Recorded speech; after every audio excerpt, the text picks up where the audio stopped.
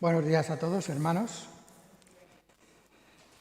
Aprovechando que estamos en las fechas de Semana Santa, quisiera hablar sobre la resurrección de Jesús y hacerlo como la culminación del plan de salvación de Dios. Y quisiera hacer mucho hincapié en las consideraciones y en las implicaciones que la resurrección del Señor tiene para nuestra vida.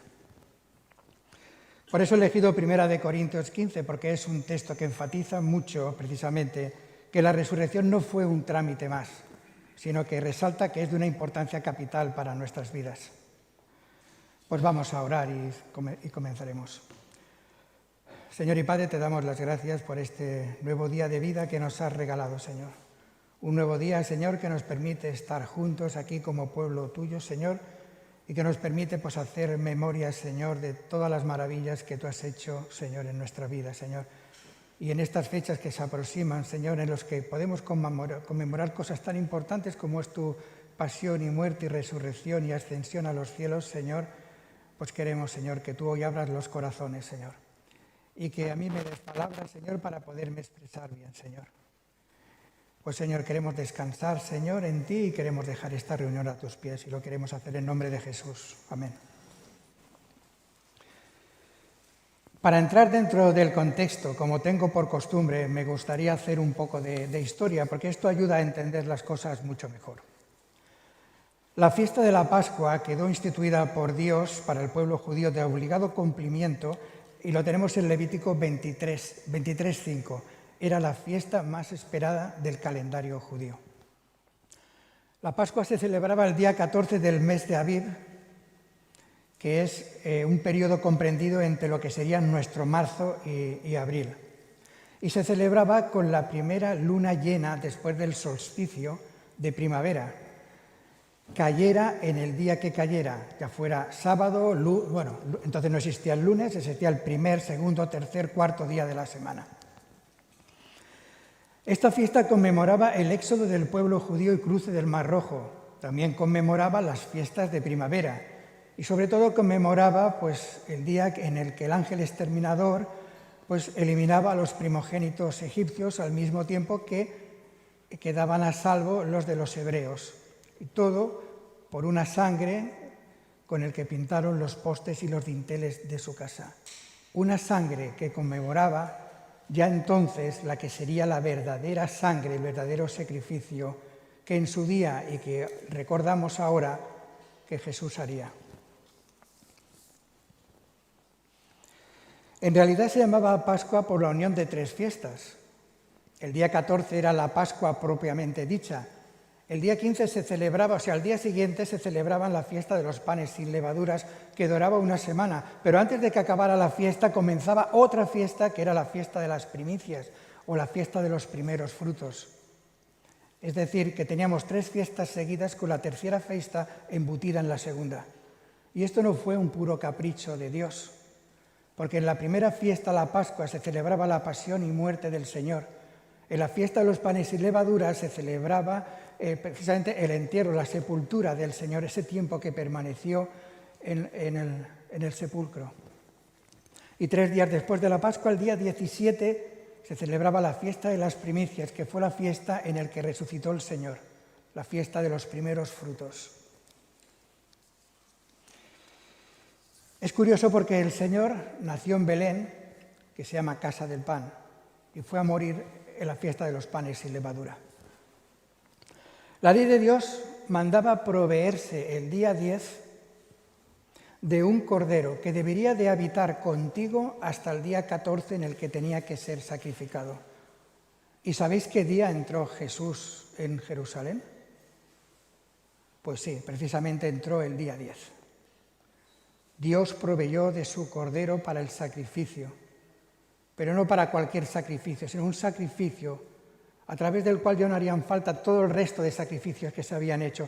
En miles de años quizás murieron millones de corderos, tipificando el verdadero sacrificio que Jesús en ese momento iba a hacer. Y el día de la Pascua, mientras todos los corderos eran sacrificados en el templo, Jesús moría fuera de él. El verdadero sacrificio había ocurrido. Ya no hacían falta más sacrificios, aunque se siguieron haciendo.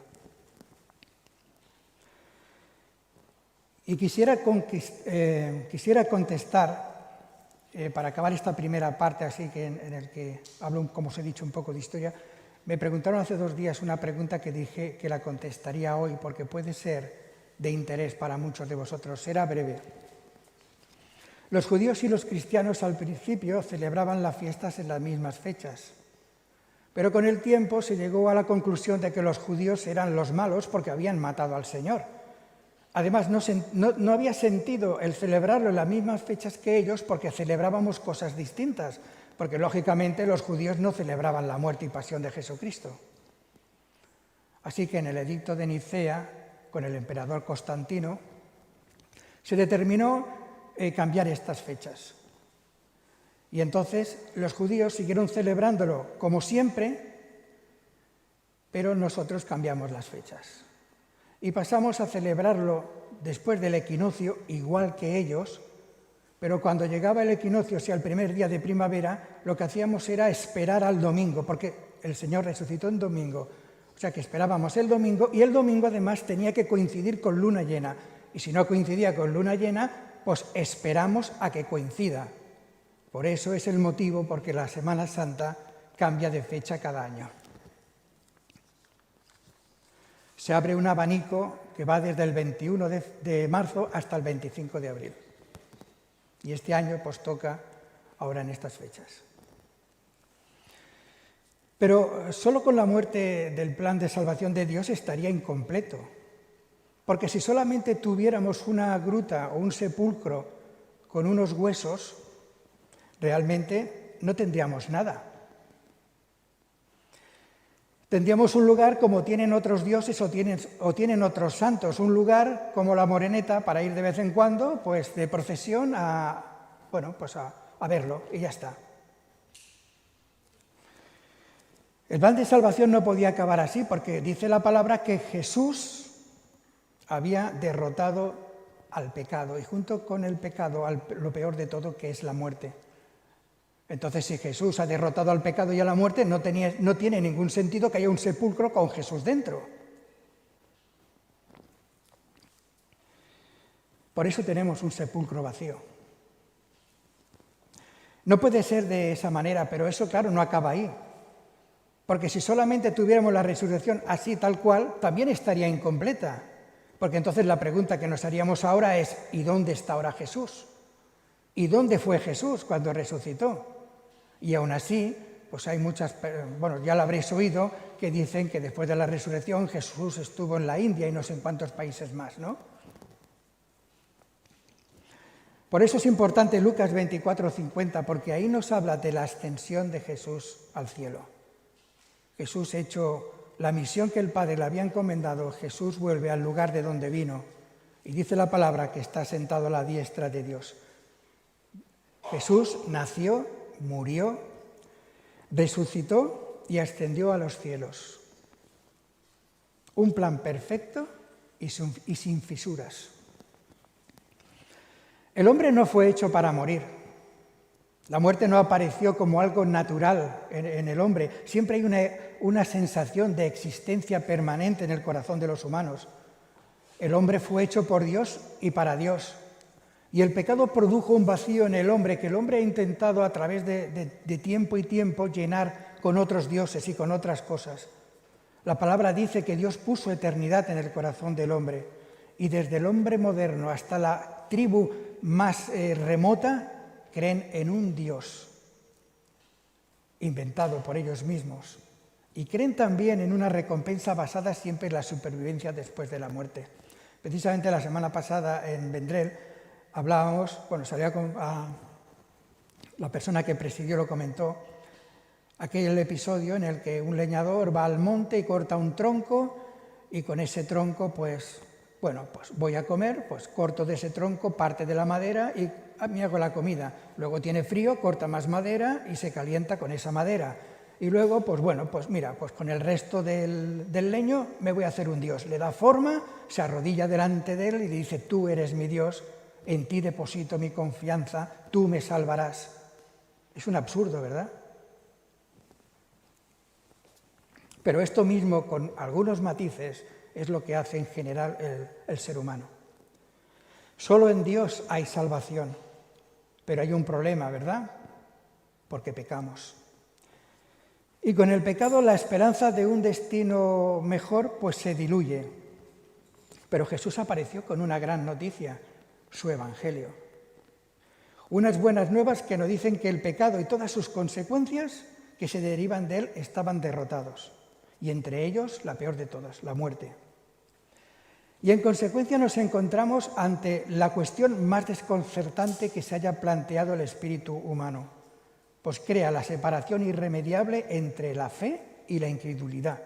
Porque pudiéramos pensar, o pudiera pensar alguno, de que, bueno, pues Jesús fue en su época pues, un loco que se dejó sacrificar porque él mismo se llegó a creer lo que predicaba. Bueno, pudiera ser, ¿verdad? Pero ¿y la resurrección? Porque eso no está al alcance de nadie. Yo, por mucho que yo me proponga resucitar, eso no va a ocurrir. Sin embargo, Jesús tiene ese poder. Jesús resucitó. Por eso, para quien cree, la resurrección es la corona de la vida. Y para el que no cree, es totalmente inadmisible. La resurrección es la confirmación de que la salvación del hombre no es una ilusión, sino que es una realidad. La resurrección es la victoria decisiva de Dios que otorga al hombre. Según nos cuentan los evangelios, la resurrección de Jesús encontró a los discípulos en una situación de desánimo total por el trágico final que había tenido todo. Del entusiasmo de las predicaciones, de los milagros, de la promesa de la instauración de un reino donde ellos iban a ser personas influyentes y poderosas, se había transformado en tristeza. No lo entendían, todo había quedado en nada. Ellos habían visto a Jesús multiplicar el pan, habían visto resucitar muertos, sacar demonios, calmar tempestades, andar sobre el mar. Y ahora, sin embargo, Jesús ha muerto y ya está. Se acabó. Es ejemplar, porque lo ilustra muy bien, aquellos dos discípulos que salieron de Emmaús, salieron de Jerusalén con dirección a Emmaús, que decían, nosotros esperábamos que Él fuera el futuro liberador de Israel, y ya ves, hace ya 2 días que sucedió esto, Lucas 24, 19. Ese era el estado de ánimo de todos los apóstoles, de todos sus discípulos, quiero decir. Ciertamente Jesús les había anunciado varias veces que después de su muerte Jesucristo resucitaría, pero eso no pareció calar en los discípulos. Jesús resucitó y tuvo que hacerse tocar por Tomás, tuvo que comer con ellos, tuvo que andar con ellos, tuvo que hablarles. Y son frecuentes las reprensiones de Jesús frente a esa incredulidad de los discípulos. ¡Qué necios sois!, les dice, para creer lo que anunciaron los profetas. ¿No era necesario que el Mesías padeciera esto para entrar en su gloria? Dice en Lucas 24, 25. Nos lo dijo una infinidad de veces. ¿Por qué surgen dudas en vuestro interior? Esta pregunta nos la hace bastante a menudo el Señor también a nosotros. El acontecimiento de la resurrección les resultó totalmente inesperado, pero fue la luz de su muerte y su resurrección lo que les permitió comprender la verdadera realidad de Jesús. A partir de aquel acontecimiento, la buena noticia se concentra en un hecho fundamental. Jesús ha resucitado. Y dentro de la revelación de Dios, esta frase se convierte en un puntal de extrema importancia. Y aunque esta doctrina de la resurrección se ve con más claridad en el Nuevo Testamento, vemos que el pueblo de Dios en el Antiguo Testamento sí que creían en la resurrección. Dice Job, yo sé que mi Redentor vive y al final se levantará sobre el polvo, y después de deshecha está mi piel, en mi carne he de ver a Dios. O en Isaías, tus muertos vivirán, sus cadáveres resucitarán, despertad y cantad, moradores del polvo. O en Daniel, y muchos de los que duermen en el polvo de la tierra serán despertados, uno para vida eterna y otros para vergüenza y confusión perpetua. ¿Habéis observado que los 3 versículos, hay muchísimos, pero que estos 3 versículos que he dicho hablan del polvo? Porque ese era nuestro destino, porque polvo somos y al polvo volveremos, pero Dios no nos deja en el polvo, sino que nos levanta de él, no nos dejará ahí. La doctrina de la resurrección no se limita a enseñanzas de una época, sino que son verdades eternas, reconocidas por el pueblo de Dios en toda su historia. ¿Y en qué consistió la resurrección? Porque quizás para entender lo que es la resurrección deberíamos de decir primero lo que no es la resurrección. Porque la resurrección no es revivir, no es volver otra vez a la vida que has dejado, a la vida ordinaria, porque eso es lo que hizo Jesús con el hijo de la viuda de Naín, o con Lázaro, o con la hija de Jairo. Los devolvió a su vida normal, pero llegado el tiempo volvieron a morir.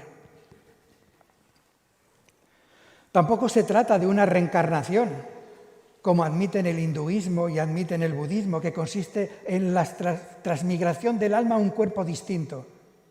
Jesús, cuando resucitó, era el mismo Jesús que había muerto y conservaba en sus manos y pies las señales de su pasión.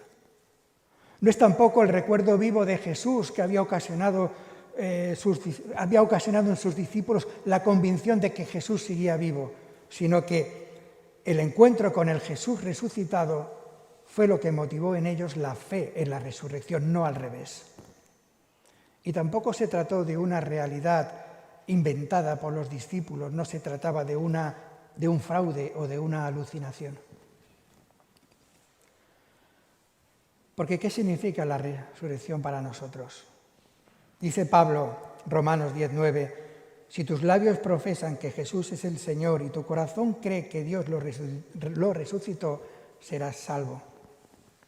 Por lo tanto, la resurrección no tiene consecuencias solamente para Jesús, sino que sobre todo y especialmente para todos nosotros. La consecuencia de Jesús es el cumplimiento de la esperanza humana de la inmortalidad. Como decíamos antes, ¿no? El hombre nunca se ha acostumbrado a morir, pero desgraciadamente hagamos lo que hagamos, siempre tenemos como destino final la muerte. Pero a través de la palabra vemos que el dolor y la muerte no son la última palabra.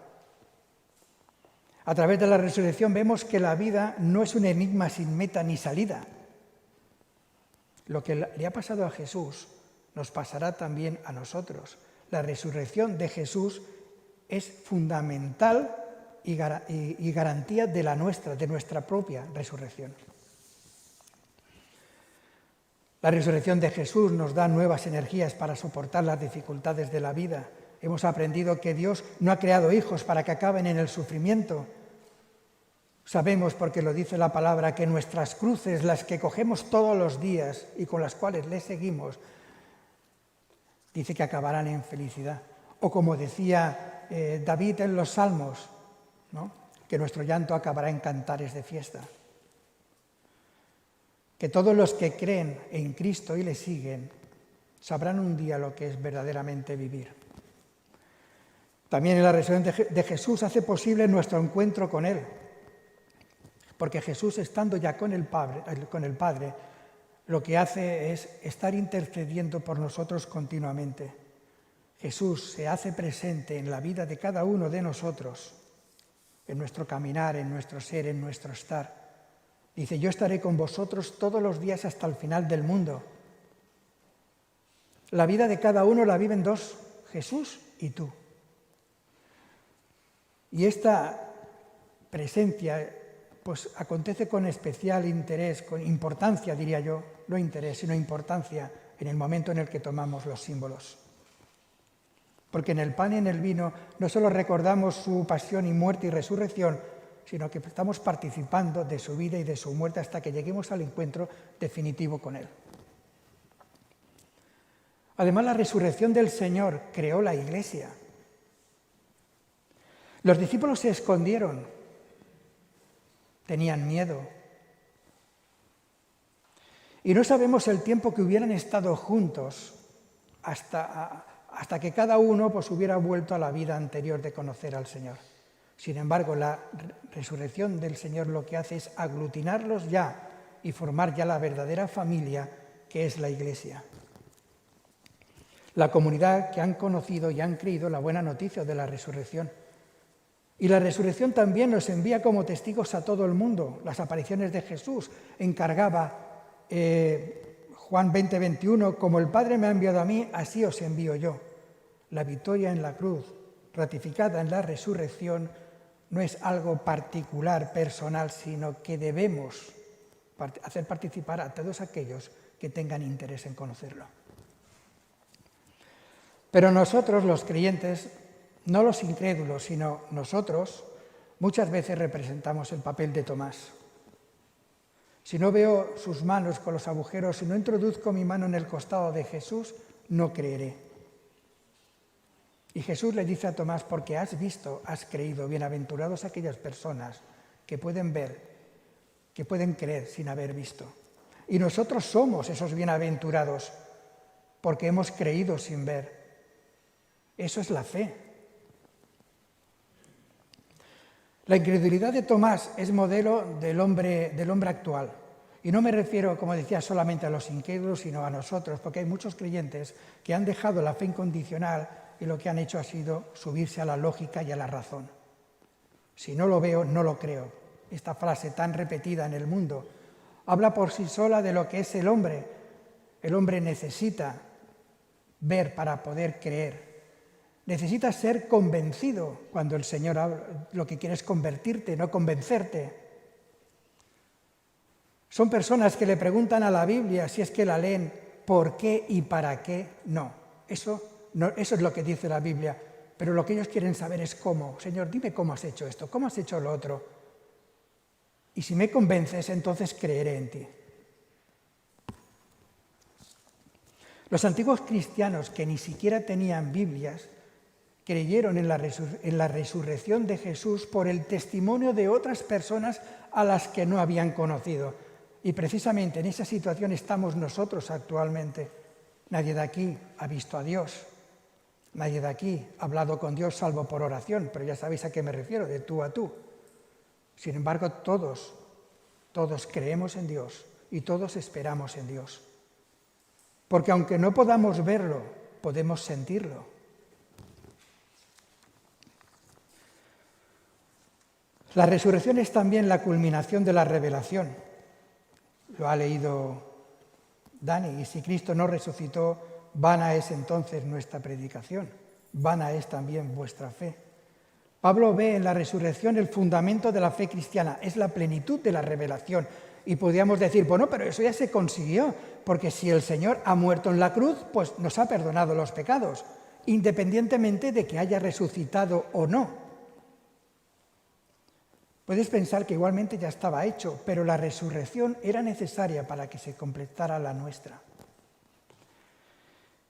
Jesucristo con su muerte nos libró de los pecados, pero con su resurrección nos devolvió aquello que el pecado nos había robado.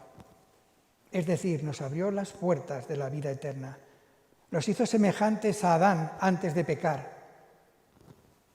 Un hombre creado para vivir eternamente con Dios. Dice en Romanos 4, 24, 25, dice, nosotros creemos en aquel que resucitó de entre los muertos, a Jesús, Señor nuestro, quien fue entregado por nuestros pecados y fue resucitado para nuestra justificación. Los grandes beneficiarios de la resurrección somos nosotros. Somos y fuimos el motivo de su sufrimiento. Tú eres alguien que a través de la eternidad Jesús ya vislumbró junto a él. Por eso tu nombre está escrito en el libro de la vida. Por eso el Señor ha preparado morada para ti. ¿Y acaso no somos conscientes de la importancia que tiene esto? Porque esto ya es motivo, sería motivo para estar dando saltos de alegría. ¿Te has parado a pensar que estás bajo el amparo de la persona más poderosa del universo? Que Jesús te dice que tiene un mandato de su Padre y es que no pierda ni a uno de ellos. No importa que tú mueras en la profundidad del mar, o que mueras enterrado en el más grande de los desiertos bajo la arena, o que mueras perdido en el espacio. Jesús, Dios, no quita su mirada de ti en ningún momento. Tu alma no tiene motivos para padecer. Y eso se llama amor, porque no tenía ninguna necesidad de hacerlo. Dice la palabra que Jesús entró con la puerta cerrada en medio de los discípulos, pero hay una puerta sobre la que no pasa el Señor, que que es la puerta de tu corazón. Dice, he aquí yo estoy a la puerta y llamo, y si me abres yo entraré a ti. Si abres tu corazón, Jesús hará de ti una nueva criatura que, como a veces hemos dicho, nacerá 2 veces y solamente morirá una, porque la segunda muerte ya no tendrá potestad sobre ti. Otra consecuencia de la resurrección, hemos dicho que ascendió a los cielos, pero no nos dejó huérfanos, sino que mandó el Espíritu Santo. Y el Espíritu Santo dice que estará con nosotros hasta el fin. Él hace saber las cosas del Padre. Él nos da espíritu de valentía. Él nos llena del poder de Dios. Aquellos apóstoles que hemos mencionado antes, acobardados, con miedo, una vez recibieron el Espíritu Santo y con la resurrección en la mente, salieron a predicar, ya sin miedo. No les importó ya nada y le siguieron todos hasta la muerte. La resurrección del Señor lo cambió todo. La resurrección de Cristo tiene consecuencias radicales, no solamente para la vida eterna. Si yo pregunto, por ejemplo, ¿cuál es el propósito de la resurrección? Pues la mayoría de todos, incluido yo, pues lo primero que se nos ocurrirá será hablar de la vida eterna. Pero ¿y qué pasa con la vida cotidiana? ¿Qué importancia tiene la resurrección en tu matrimonio, en tu trabajo, en tu familia? ¿Qué repercusión tiene en una vida inundada con 200 mensajes de WhatsApp al día, los problemas del trabajo, las tareas, las relaciones, el COVID ahora? Después de las predicaciones de Jesús, de sus milagros, de los hechos de los apóstoles, de las maravillas que encierra la palabra, sobre todo la crucifixión, resulta sorprendente que el testigo mayor de la divinidad del Señor sea un sepulcro silencioso y vacío. Ese sepulcro vacío habla más claro que toda una enciclopedia intentando explicarlo. Dios, como de costumbre, desafía la lógica humana, destroza lo humanamente esperable y nos coloca dentro de lo que es la lógica divina, que no tiene nada que ver con la nuestra. Nadie hubiera pensado que la frialdad silenciosa de un sepulcro sin muerto fuera, después de la cruz, el signo vivo de un Dios vencedor de la muerte. Y sin embargo, ese sepulcro vacío, sin ese sepulcro vacío, nuestra fe sería pura superstición. La Pascua que vamos a celebrar refleja los pasos del Señor. Por cierto, Pascua en el idioma original es Pesaj, que significa paso, salto. Unos pasos que comienzan en una gruta donde nació, que le prestaron, y acaba en otro sepulcro, también prestado, donde fue enterrado. Y esos pasos que unieron estos 2 acontecimientos, su vida y su muerte, su nacimiento y su muerte, cambiaron el mundo para siempre. La resurrección de Cristo no es así un acontecimiento del pasado cuya importancia recordamos ahora los cristianos, sino que lo vivimos constantemente. La esperanza resuena en el silencio de un sepulcro porque lo poco que había en el sepulcro lo que está haciendo es hablar de la eternidad. Como los lienzos doblados, los cuales al verlos Juan dice que creyó. ¿Por qué creyó? ¿Qué vio Juan para que creyera? Esto quiero explicarlo, aunque muchos de vosotros seguramente que ya lo sabréis. El lienzo doblado tiene que ver con una costumbre diaria entre el amo y el siervo. El siervo, cuando preparaba la mesa, el amo se sentaba a comer y él permanecía en un lado pendiente de que al dueño, al amo, no le faltara de nada, llenar su copa, algo que se le caiga, lo que sea.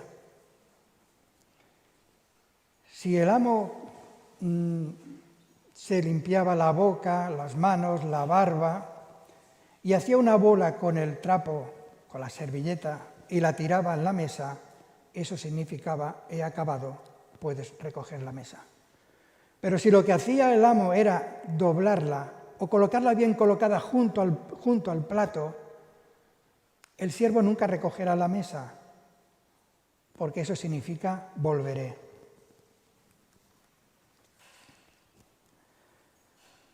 Por eso, ante la tentación, el pecado, la tibieza, el ateísmo, la vulgaridad, hay una única respuesta: un sepulcro vacío. Un sepulcro vacío que nos habla a gritos. Un sepulcro vacío que nos dice: mira, no hay muerto, mira, los lienzos, no hay olor a cuerpo en descomposición. ¿No te estremece pensar que todo ese milagro está al servicio de tu salvación? La resurrección no es un regreso de la muerte, es un paso a través de la muerte a una vida en la que la muerte ya no tiene poder. La certeza de la resurrección de Cristo es el llamado directo de Dios a derribar todas nuestras preocupaciones y todas nuestras angustias. Es la mano salvadora que te saca del pozo en el que vives. Es la misma mano que sacó a Pedro del agua y le dijo: hombre, ¿por qué has dudado? De la misma manera, no dudes tú, porque de esa misma manera el Señor resucitó y lo va a hacer contigo. La resurrección no es información de otro mundo. Ser testigo de la resurrección es experimentar que su amor por ti no tiene límites, que su amor por ti es mayor que todo lo malo que tú puedas tener. Es saberse amado para siempre, con un amor más fuerte que la muerte. El amor siempre demanda inmortalidad. Cuando amamos a alguien queremos que viva esa persona para siempre. Y cuando esa persona muere, miramos de llevarla con nosotros en nuestros recuerdos en un intento de que su recuerdo permanezca en nosotros. Pero nuestro amor, desgraciadamente, no puede ir más lejos, porque, como decíamos antes, nuestro amor no es más fuerte que la muerte, porque la muerte pertenece al imperio del pecado. Y se crea la paradoja del amor, y es que amamos como si fuéramos inmortales, pero es la muerte quien arranca todo aquello que amamos. Deseamos algo que no somos capaces de crear. Todo lo que soñamos y chocamos chocará finalmente contra la muerte. Nosotros no tenemos ese poder para cambiarlo, pero la buena noticia de la Pascua es que el que tanto nos ama sí tiene ese poder para cambiarlo. Podemos concluir, ¿verdad?, diciendo que la resurrección prueba que Jesús era exactamente quien decía. Prueba la verdad de las enseñanzas de Jesús. Prueba que la pena por nuestros pecados ha sido pagada en su totalidad.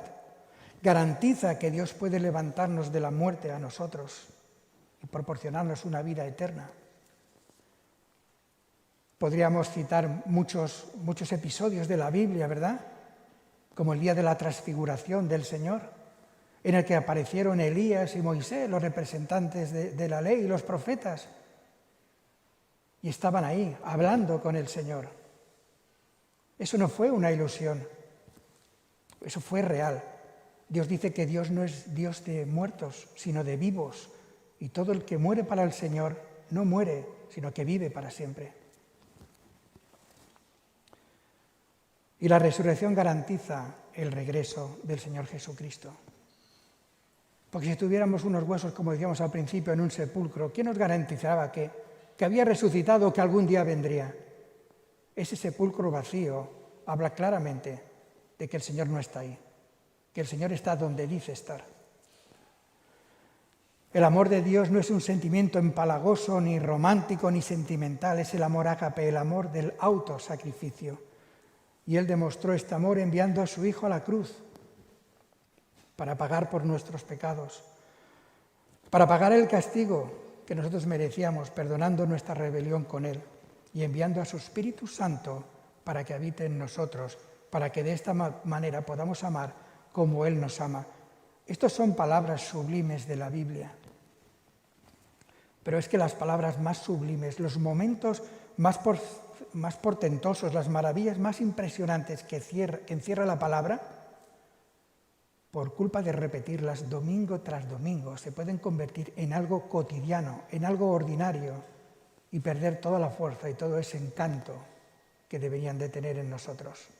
Deberían de ser capaces de hacernos reaccionar ante lo que la vida nos traiga. Jesús se ha mostrado en la resurrección como Señor de la muerte. Jesús dice: yo soy la resurrección y la vida, y el que cree en mí, aunque haya muerto, vivirá. Y el que está vivo y cree en mí, no morirá para siempre. Y dicho esto, el Señor le preguntó a Marta, ¿crees esto? ¿Lo crees tú? Hagamos que estos días en que conmemoramos estos acontecimientos que hemos oído tantas y tantas veces no sean tenidos en nada. Que podamos vislumbrar el auténtico valor que tienen. Cuando nos acercamos a los símbolos, ¿verdad? Siempre hablamos y siempre decimos que es una muestra de amor hacia nosotros, pero es que con ese amor hubo unos episodios de dolor. Al Señor le costó mucho, mucho el poder ofrecérnoslo hoy. Pues vamos a orar.